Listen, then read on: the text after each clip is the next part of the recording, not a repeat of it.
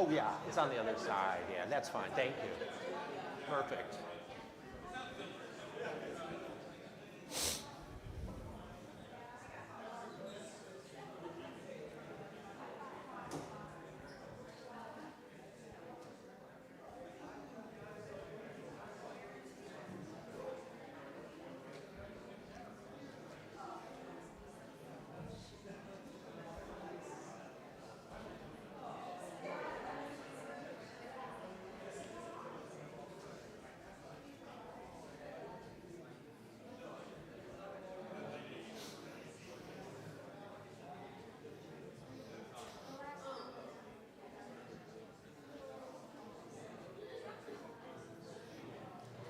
Oh, we got money already. Oh, thank you. Wow. Thank you.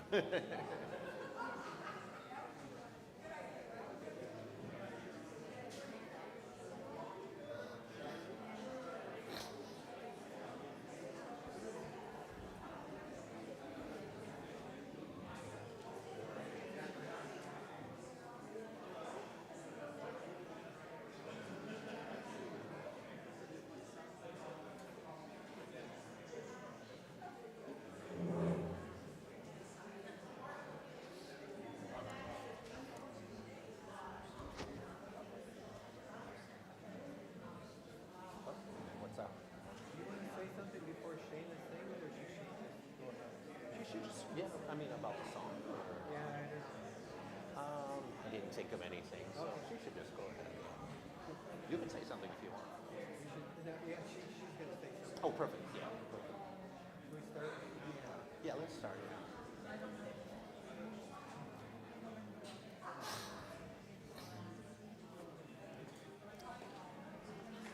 I'm good. How are you? Good.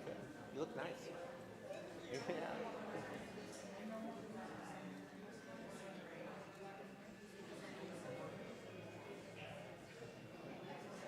Good morning. Morning. Good morning, everyone. Good morning, Chelsea. This song is called "How Did We Come to This?" It's from Wild Party, which is kind of an unknown musical, but this is actually a really beautiful song. Is the mic on? I need to lean. Need to lean. Or I could do the easy thing. That's right, Terry. I could just solve problems. I'm going to try and eat the mic, but I'm also reading the lyrics, which I encourage you to listen to. It's a lot. It's a very sad and beautiful song. But when it says that parties fail at the end, I like to take it as a double meaning. Just saying. It's just me. All right, here we go. How did we come to this?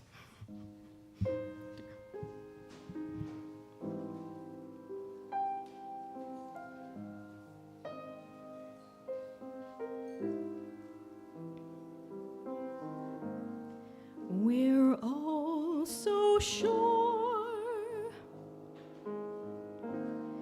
we're all so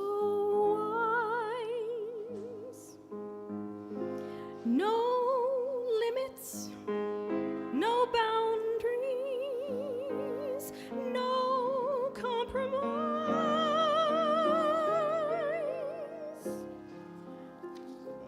laughing at our neighbor,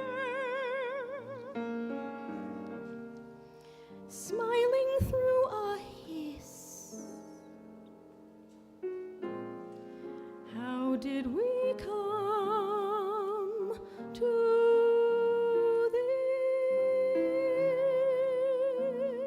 this?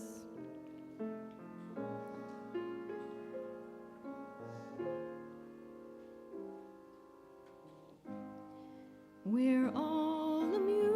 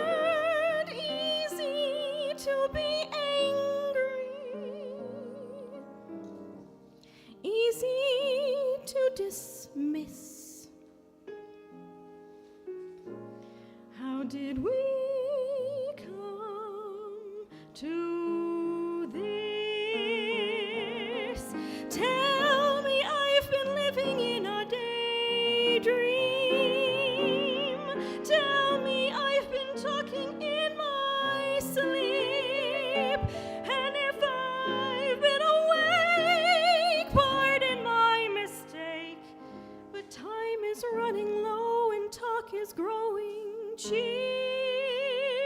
We play our games.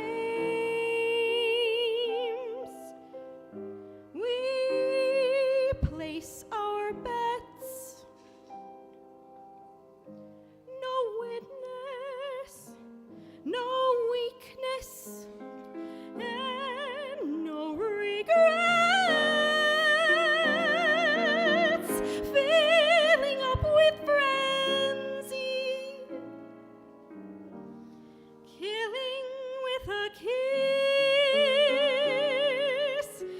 How did we all come to this?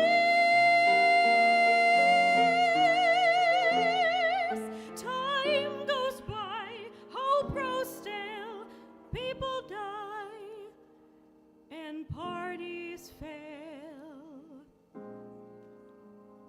How did we come to this?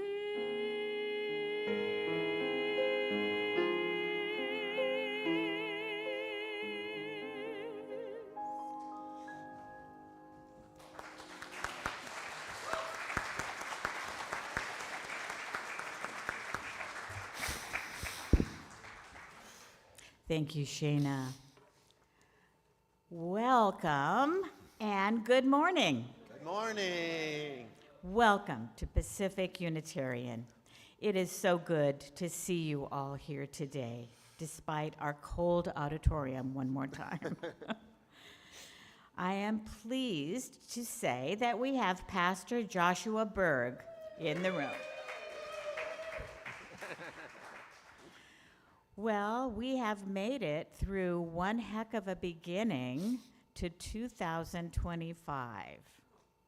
As E.B. White said, hang on to your hat, hang on to your hope, and wind the clock, my friend, for tomorrow is another day. My name, Leanne Hart. I'm your worship associate for today. We represent progressive religious thought here in the South Bay. We welcome people of all creeds, races, sexual orientations, and gender identities. We gather here in this sacred place on the ancestral lands of the Tongva people. We strive to be better stewards of the land that we are honored to inhabit. Is anyone here for the first time today? No, all right. Everybody's been here before. Good. We welcome everyone and want you to know that we have religious education for school-age children and child care for preschoolers. Few announcements. Today, Pastor Berg will discuss our collective story. This service will be about the collective story of PUC as an inspiration of what's to come. As a follow-up to what he's going to discuss today, you are all invited to the new ministry workshop on Sunday, February 2nd, next Sunday, 1 o'clock to 4 o'clock. That's right after lunch here in the sanctuary. The workshop will be facilitated by Reverend Sarah Millspaugh from the UU Pacific Western Region. If you want more details about that workshop, it's in your newsletter. Okay, here's something interesting. We are invited to join a Zoom meeting on Monday, tomorrow at 5, to hear from Congresswoman Judy Chu, one of the few UUs in the U.S. Congress. The link is in the newsletter. Okay, mark your calendars for Friday, January 7th. That's a week from this Friday, 6 p.m., to attend our 4th annual Luminescence celebration. February. I'm sorry. Did I say January? Yeah, okay. February. It's February 7th. Okay. It is a uniquely Unitarian gathering to celebrate the return of the light. Everyone brings a source of light and some food and we share a meal together after a brief service. It's really fun, so we hope you come. Also, join Kiki Wiley. Kiki, give us a wave. For community yoga tomorrow here in the sanctuary to practice gentle yoga and celebrate the Lunar New Year. And one final message, that is to thank Dr. Haven Perez, thank you, for the interesting lecture that he gave us in the adult ed segment Thursday night. It was here in the library. For you who were there, we know you enjoyed it, and we're looking forward to the next installment. Thank you. Okay, we're ready for our chalice lighting. These words by Tracy Johnson. As we kindle our chalice flame this morning, let us be aware that it is a beacon of freedom held out to light the way. The light of reason that illuminates our path, the spark of courage that ignites our spirit, aglow with hope that we endeavor to work together. Blessed be.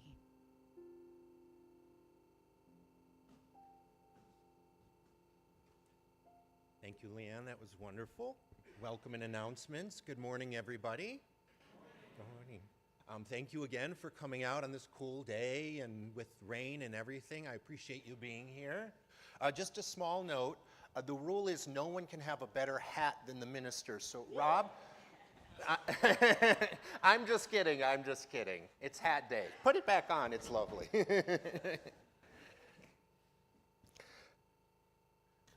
So, for our opening words, I am going to read a few words from Barack Obama's keynote address at the 2004 Democratic Convention about hope that I feel still ring true today. I'm not talking about blind optimism here, he wrote. The almost willful ignorance that thinks unemployment will go away if we just don't talk about it. Or the healthcare crisis will solve itself if we just ignore it. No, I'm talking about something more substantial. It's the hope of slaves sitting around a fire singing freedom songs. It's the hope of immigrants setting out for distant shores. It's the hope of a young naval lieutenant bravely patrolling the Mekong Delta, the hope of a mill worker's son who dares to defy the odds, the hope of a skinny kid with a funny name who believes that America has a place for him too, the audacity of hope. Let us worship together, uplifting once again this type of hope that still remains today. And with that, please rise in body or spirit for our opening hymn, number 1003, Where Do We Come From?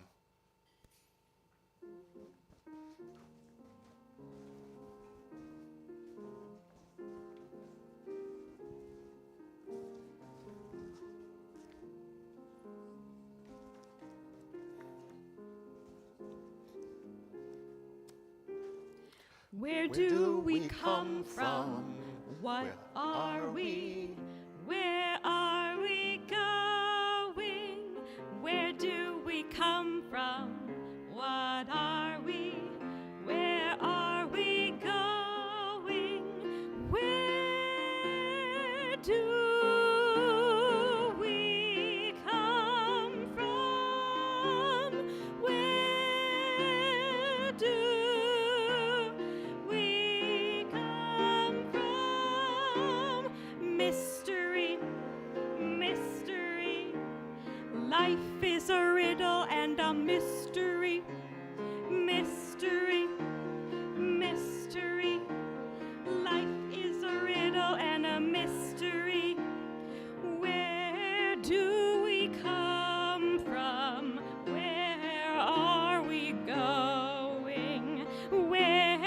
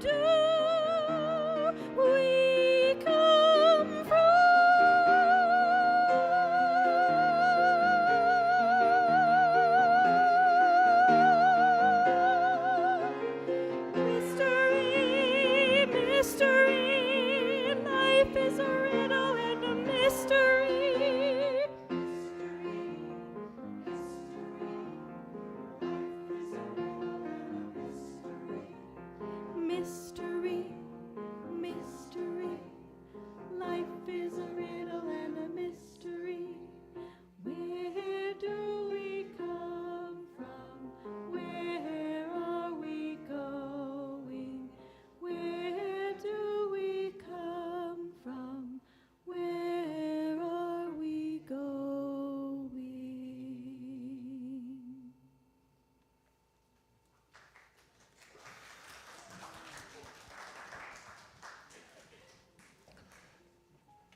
At this time, we welcome up our Coordinator of Religious Education, Dr. Haven Perez, for our Moment for All Ages to read a poem called Tell Me a Story by Robert Penn Warren. Hey, good morning.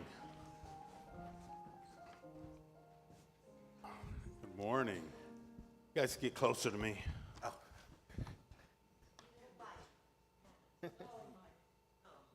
All right. Long ago in Kentucky, I, a boy, stood by a dirt road in first dark and heard the great geese hoot northward. I could not see them, there being no moon, and the stars sparse. I heard them. I did not know what was happening in my heart. It was the season before the elderberry blooms, therefore they were going north. The sound was passing northward. Tell me a story in this century and moment of mania. Tell me a story. Make it a story of great distances and starlight. The name of the story will be time, but you must not pronounce its name. Tell me a story of deep delight. Thank you. Let's go play.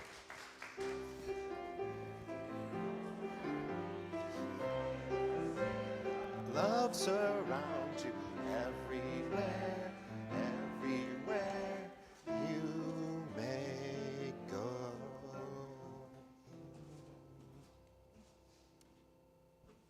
The time has come to light candles of joy and sorrow.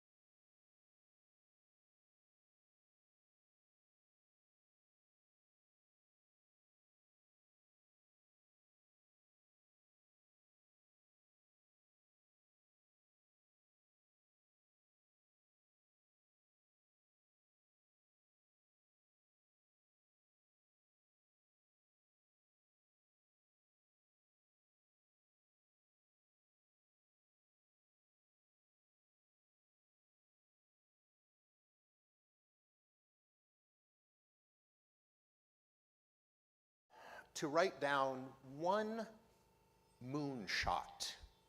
What that means is something you hope for in the next 5, 10 years along the line, maybe not realistic, maybe realistic, just something that is the ultimate thing that you would like to see in the future for our congregation. If you want to write something down about our nation or our world, that's fine too, if that's healing for you. But my initial ask is to write down something, and don't think about how are we going to get there, how are we going to do it, that's impossible to achieve. Some amazing thing that you'd like to see, just one, 5 to 10 years from now. I'll give a few minutes of meditation while you do that, and you can have the rest of the service to do it as well, if you can't think of anything in the moment.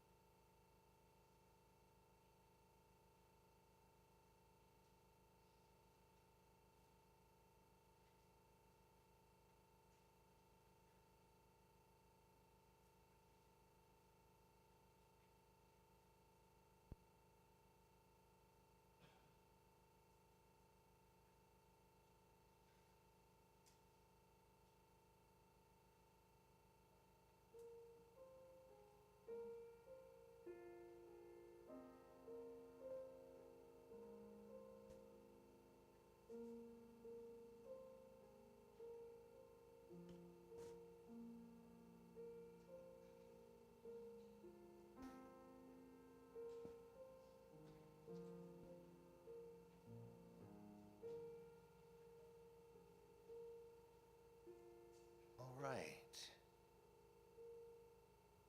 So, today is again about storytelling, collective storytelling. So our reading will be from an essay called Storytelling as Meaning Making, to sort of set up what I'm going to talk about. This essay is by Cynthia Rayner and John Kania, I believe it's pronounced. Storytelling is connection. When we tell stories together, we become cognitively and physiologically attuned to each other. Our brains and our bodies were built for storytelling in community. Storytelling is understanding. When we listen to stories told by others, we become mentally and physically receptive to understanding diverse experiences and perspectives. Storytelling is power. Power is reinforced and transformed by stories. We choose protagonists, sequences, time frames, and other elements that advance certain behaviors and perspectives over others. And storytelling is healing. Our individual and our group histories are narratives etched over memories. We can change these narratives to heal individually and to heal collectively. And storytelling is a practice. It's not a product. Storytelling helps us to understand different parts of a system, including their past, including their present, and including their future. It is a practice that allows groups to make meaning together over time. Please remain seated for our centering hymn, number 128, For All That Is Our Life.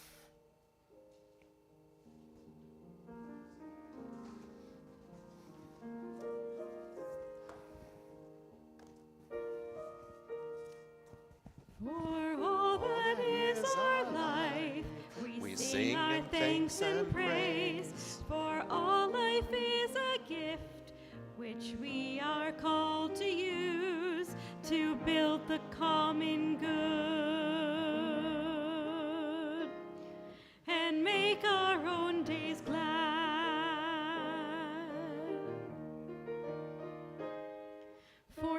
needs which others serve, for services we give, for work and its rewards, for hours of rest and love.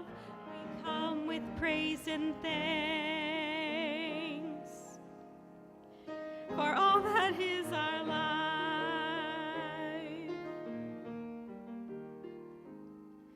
For sorrow we must bear, for failures, pain, and loss, for each new thing we learn, for fearful hours that pass, we come with praise and thanks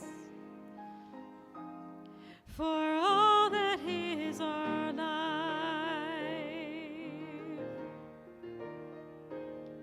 For all that is our life, we sing our thanks and praise, for all life is a gift which we are called to use to build the common good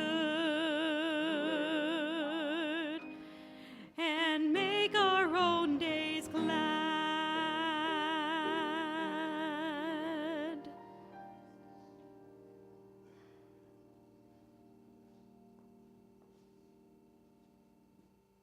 So,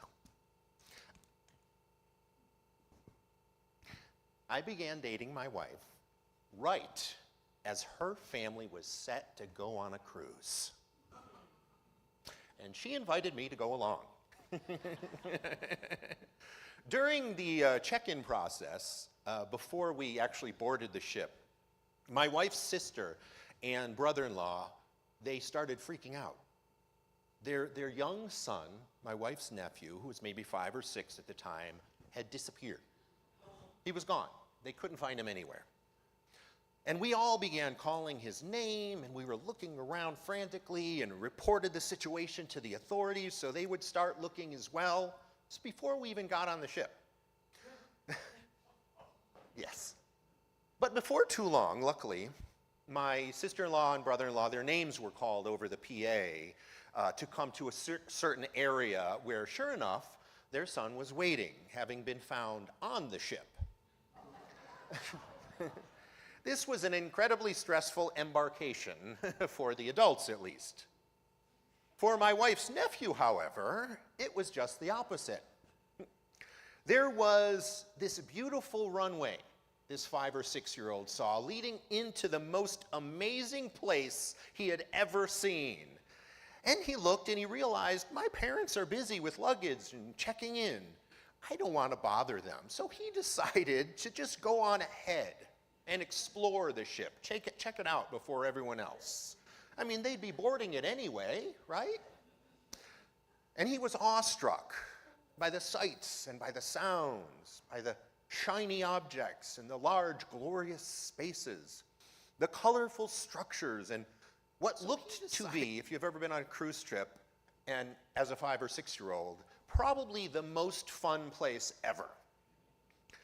And when the ship's steward found him and came up to him and asked if he was lost, he of course said, no,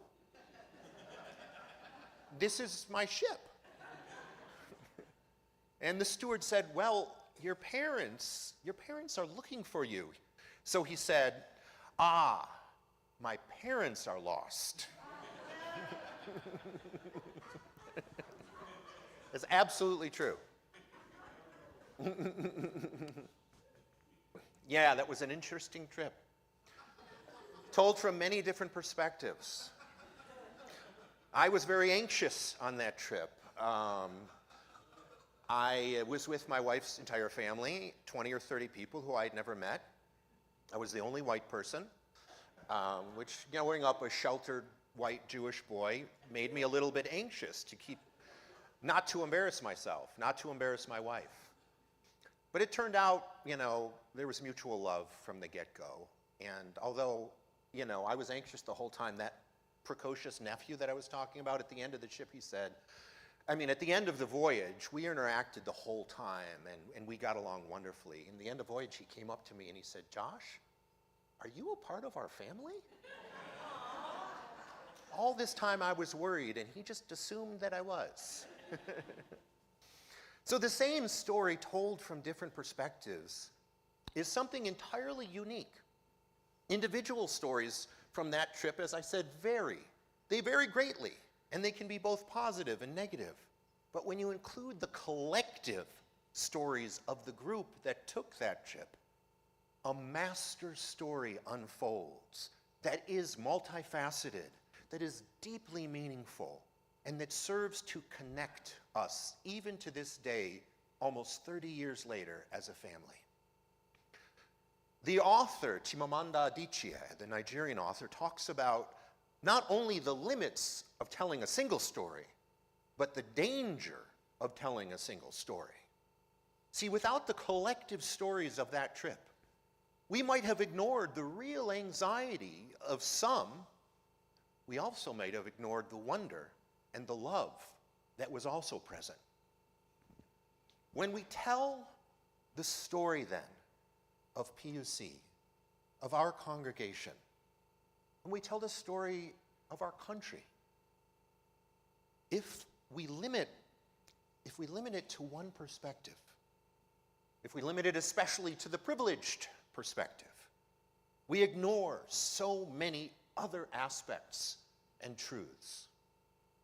Nayantara Sen, the executive director of the Center for Story-Based Strategy, says that storytelling fits into the broader genres of cultural change. Individual stories by themselves cannot drive change effectively.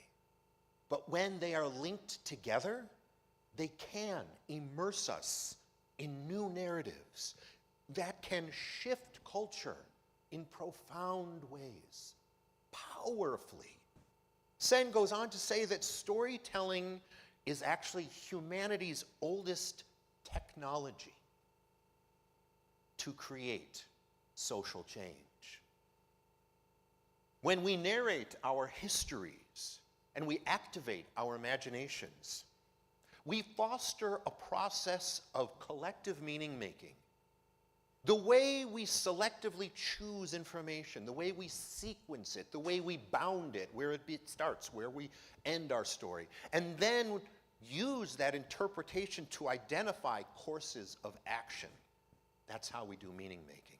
And most importantly, when we tell stories together over time, we activate collective agency, which is the ability for groups to cohere and to create a shared future.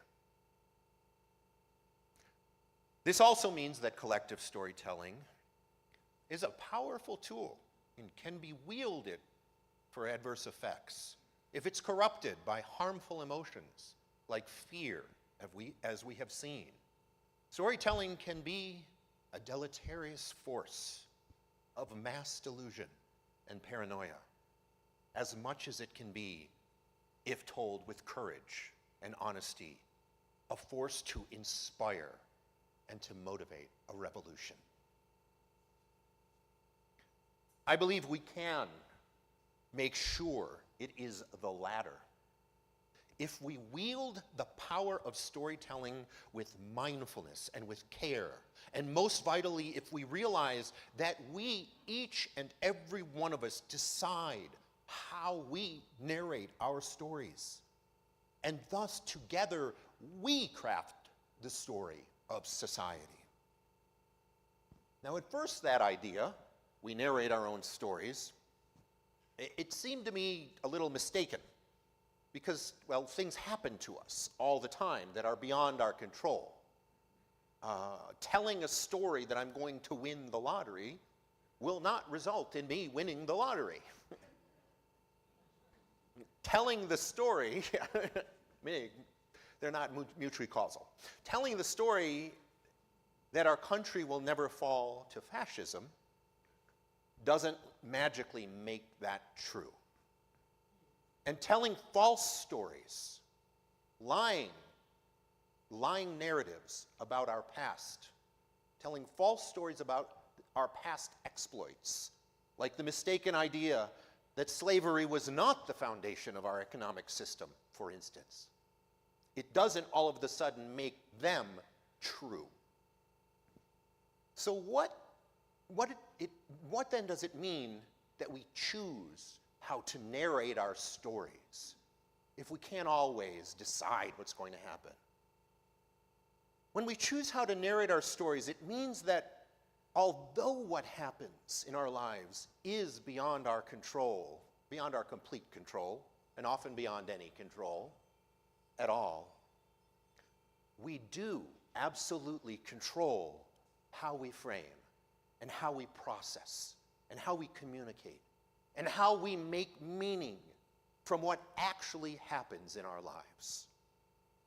When meaningful stories from different perspectives, including those that are difficult to share, perspectives that are difficult for some to hear, when meaningful stories are collected together and they are believed and they are propagated, spread, then the tectonics of the very ground on which society rests can shift dramatically for the better, I believe.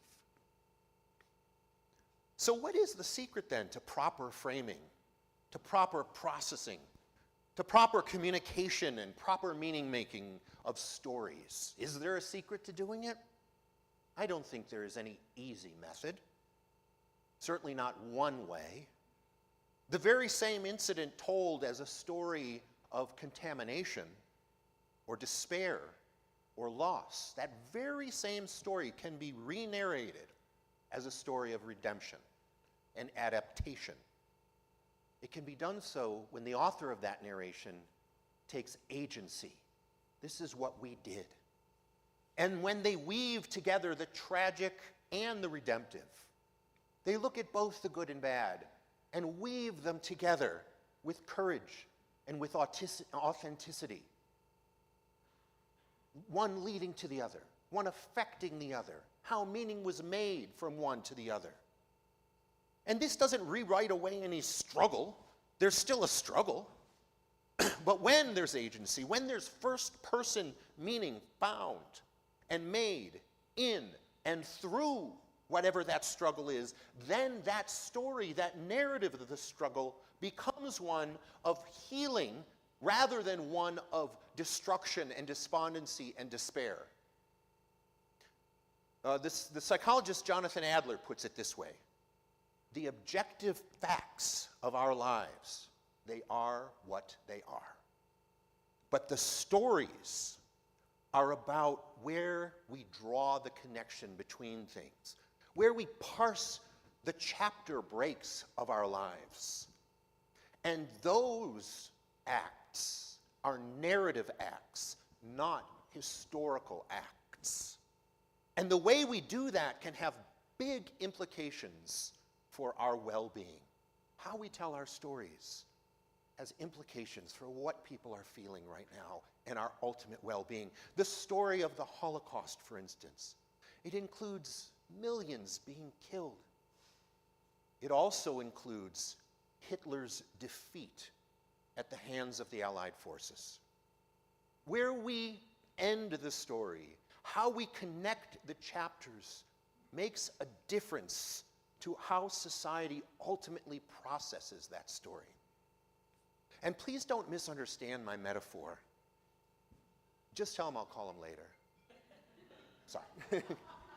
Please don't misunderstand my metaphor. A very perceptive and a wise congregant came up to me after service, a service where I talked about confronting even the most tragic realities of the world with an orientation of hope.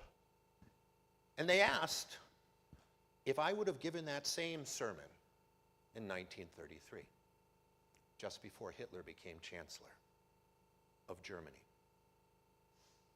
I should have inquired further into that question, and I will. But I imagine this person, while rightfully struggling with an obvious reality that is incredibly painful and almost certainly going to bring harm to society, that person doesn't want to hear what can seem like this simplistic advice of just hope away the threat. Just have hope and it'll go away. I too am struggling And I often wonder if narrating stories to find meaning, narrating stories to go from contamination to redemption, for instance, is just obfuscating the truth so that I don't have to confront it. Am I just telling a different story so I don't have to confront the truth? I wonder that. In the Hidden Brain episode, I don't know if you've ever listened to the podcast Hidden Brain. It's great. If you need podcast advice, please see Naresh after the service. He's talked to me about some of the most amazing podcasts, so thank you. In the podcast Hidden Brain, the host, Shankar Vedantam, offered a similar reflection to Dr. Adler. He said, Shankar Vedantam said, I'm trying to imagine how someone who's going through a rough time might hear this episode. Excuse me. And I worry that person might say, these horrible things are happening and more are going to happen, and now Jonathan Adler comes along and tells me that if I'm unhappy, it's because I'm not telling the right story about my life. Well, first, Mr. Adler offers that he is so sorry about that person's experience of pain. You have to validate the experiences of pain and believe people's truths when they tell you they're hurting. He says that sometimes we want to, and we should acknowledge that some things just suck. If we feel that is the wrong story, it's often because our culture puts a particular premium on a particular kind of story. Our personal stories exist in a broader narrative ecosystem. They exist in a larger master story that our culture tells. And in the United States, there is some expectation that we can always narrate challenging experience in our lives with a redemptive spin. We can always turn it around, and we should. But, he assures, there are other narrative routes that might lead towards a sense of meaningfulness, even if they don't make somebody feel better. We can make meaning. We can re-narrate stories for our well-being, even if they don't make us feel better in the moment. We can always turn it around. He goes on to say that retelling a story in another way does not mean denying hardship or bad feelings. There are all kinds of ways of making meaning of even horrible experiences, including through exploring, as I said, themes of agency, who took action, first-person themes, themes of growth. How is there growth? How did we grow? Or themes of communion with others amidst the hardship. How did people connect in love during that hard time?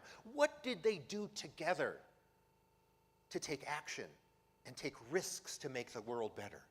We can connect to those themes and make sure those are also part of the narrative. So Aristotle has two domains of well-being. They are hedonic, which refers to just feeling good, and they're eudaimonic. Did I pronounce that correctly? I should have looked it up. Which means meaningful, not just feeling good, but meaningful well-being.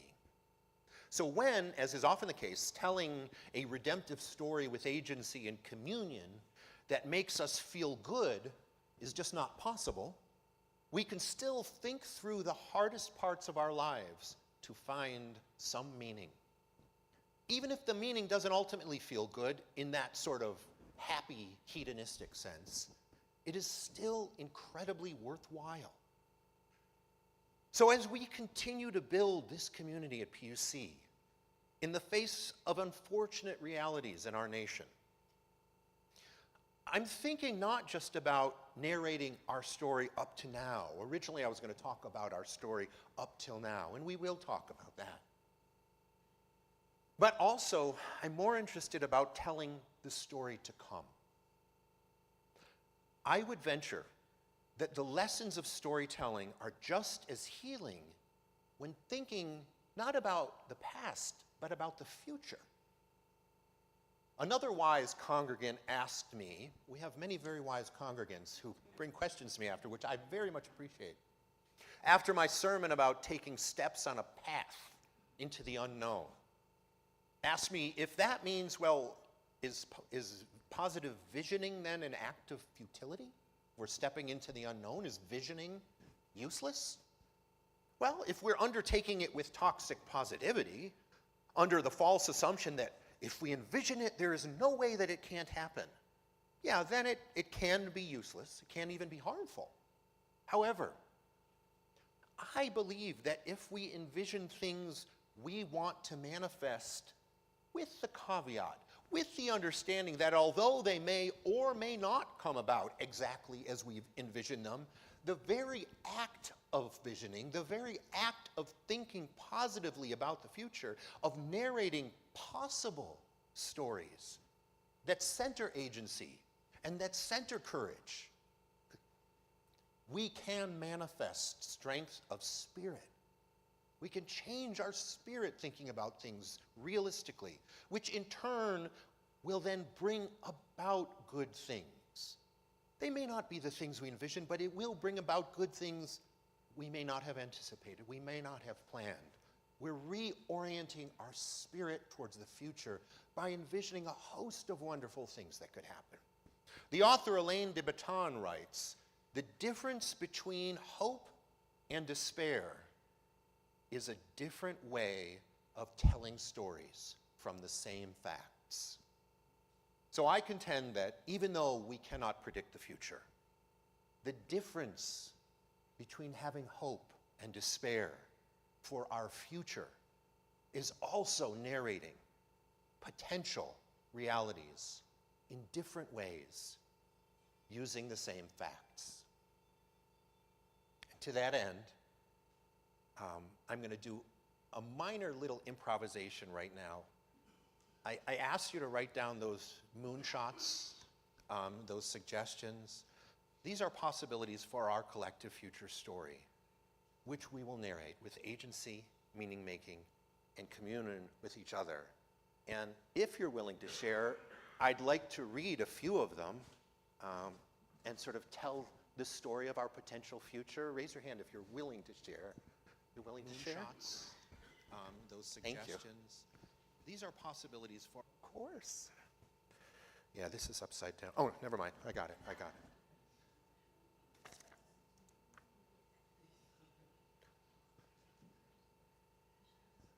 Volunteer outreach for automotive and technology repair. Food, not bombs. But, yes, food, not bombs, but what's the rest? But IT. And this is an amazing idea that, can I share that we talked about? So many people are taken advantage of. So many people, especially marginalized communities, by mechanics, by people who want to take their money to fix their cars and to fix their electricity and things like that. If we have a volunteer community that can do outreach for automotive repair, or if someone breaks their cell phone and they don't have enough money to buy a new one, and they take it to someone who's going to take advantage of them, we have a volunteer community who they can then bring it to, the community subsidizes money, and for free, get it fixed.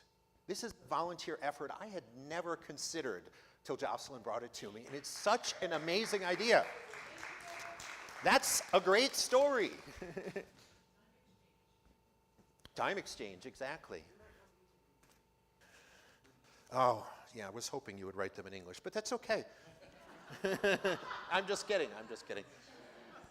A bus to take us to rallies, to marches, to food kitchens, to be in our community. Wouldn't that be amazing, a bus? Yes. We could write whatever we wanted on it. This is also, we need a bus, a fixer-upper, great, that we as a church could take groups to parades. So this is the same idea, parades, protests, and adventures we as a church can get into. I wish, let's see, we had a second story on the office and schools so we could invite people from all places if they need a night or two.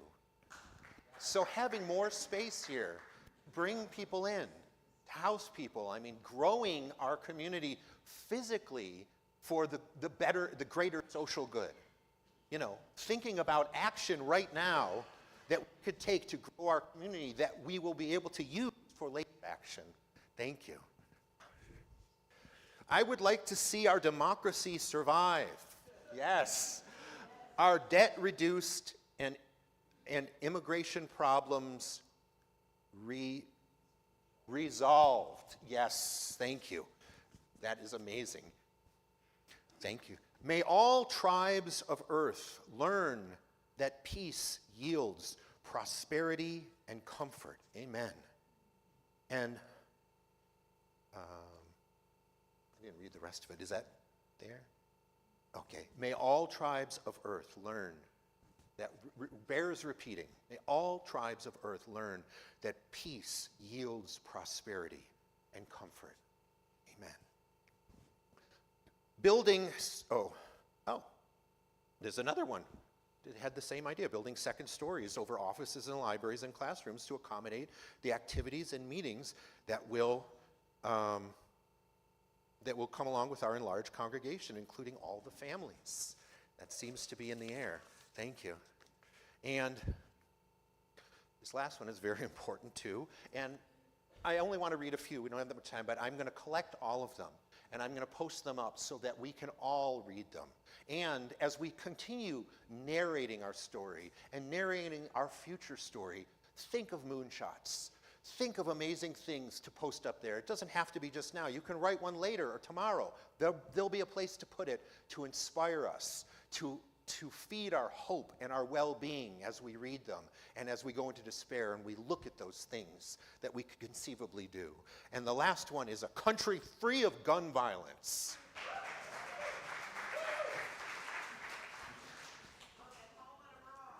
At home and abroad, yes. All right. Okay. There you go. Thank you.